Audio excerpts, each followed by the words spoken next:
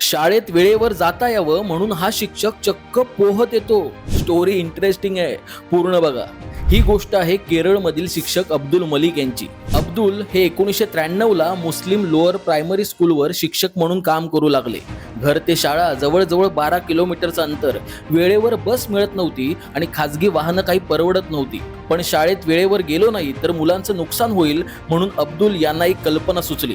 बाजूला नदी होती, जर पोहत गेलो तर हे 12 किलोमीटरचं अंतर आपण 1.5 किलोमीटरमध्ये कापू शकतो असा त्यांनी विचार केला आणि मलिक यांनी पोहत जाण्याचा निर्णय घेतला. आणि त्यानंतर एक संघर्ष सुरू झाला आणि हा संघर्ष अजूनही सुरू आहे.